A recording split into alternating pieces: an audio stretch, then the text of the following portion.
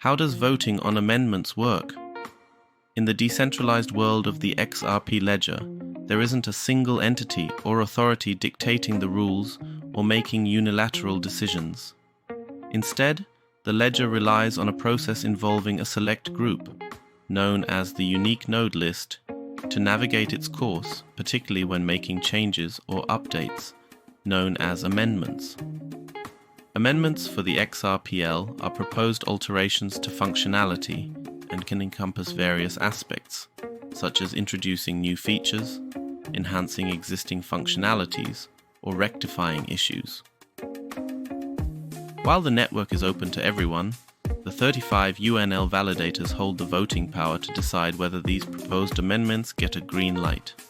The network independently tallies these votes and determines if an amendment has garnered enough votes to be instituted as a new rule. If an amendment secures a yes from enough nodes for a continuous 2-week period, it becomes activated, making the introduced change or feature available. The threshold is 80% of all eligible nodes. An intriguing aspect of this process lies in the evolution of RippleD itself. In earlier software versions, servers would automatically vote yes to any amendments they understood, unless configured otherwise by their operators. However, in more recent versions, such as 1.9.2 and newer, the default to voting was changed to no for new features, except for changes to fix bugs. Regardless of whether the default vote is yes or no, it's imperative for the operators, those who manage the servers, to assess the impact of amendments diligently. They ought to decide their vote based on their best judgment and the criteria they deem significant. This information is pivotal in sharing insights on amendments and elucidating how validators should cast their votes. When a rule has been in place for 2 years, it can be retired. This means it becomes a standard part of how things work and isn't considered an amendment anymore.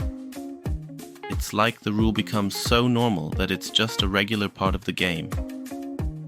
If you are curious to see how validators vote and the progress of certain amendments is, you can check the visualization on XRP Scan. Please remember that UNL nodes can be added or dropped at any time, which means the number of nodes can change. The threshold in percent remains the same. In simpler terms, the XRPL employs a democratic approach to implement changes, albeit with voting power concentrated in the hands of the 35 UNL validators. Amendments, or proposed changes, need a substantial amount of yes votes, from 80% of all eligible nodes, to become a permanent part of the ledger's operation. It's crucial for server operators to thoughtfully consider how they vote on amendments, ensuring the network remains secure and operates effectively for all participants.